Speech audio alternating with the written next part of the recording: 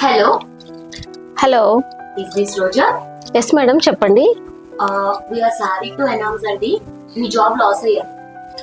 అయ్యో, అదేంటి madam sudden గా?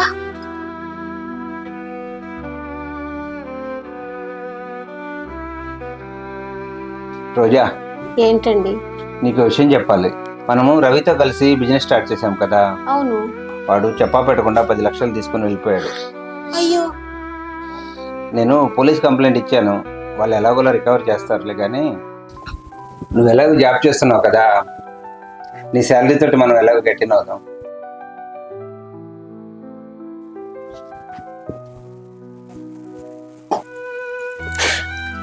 ఎందుకు దేవుడా నా విషయంలోనే ఇలా చేస్తున్నావు? నాకేమో జాబ్ పోయింది, ఆయనకేమో బిజినెస్ లో లాస్ వచ్చింది. రేపు నా పిల్లలు అడిగితే నేనేం సమాధానం చెప్పాలి? నా సమస్యలన్నిటికీ చావే పరిష్కారం. అక్క, సంగీత రా కూర్చో. ఏంటక్క అలా ఉన్నావు?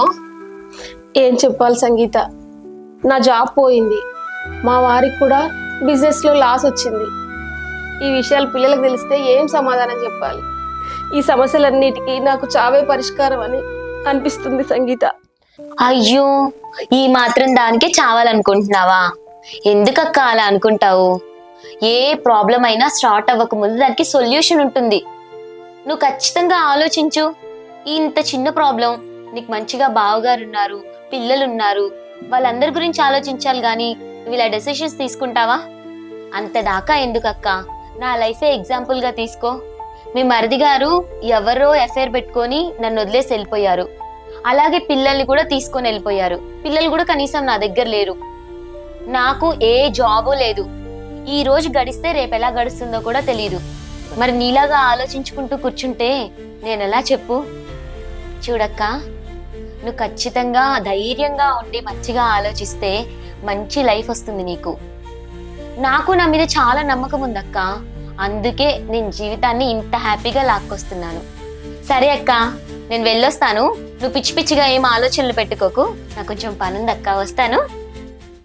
చూశారు కదా, ప్రతి మనిషి ఏదైనా చిన్న సమస్య వస్తే దానికి మించిన ప్రాబ్లం ప్రపంచంలో ఉండదు అనుకొని పిరికిగా ఆత్మహత్య వరకు వెళ్తున్నారు. వాస్తవానికి ప్రతి సమస్యకి పరిష్కారం ఉంటుంది.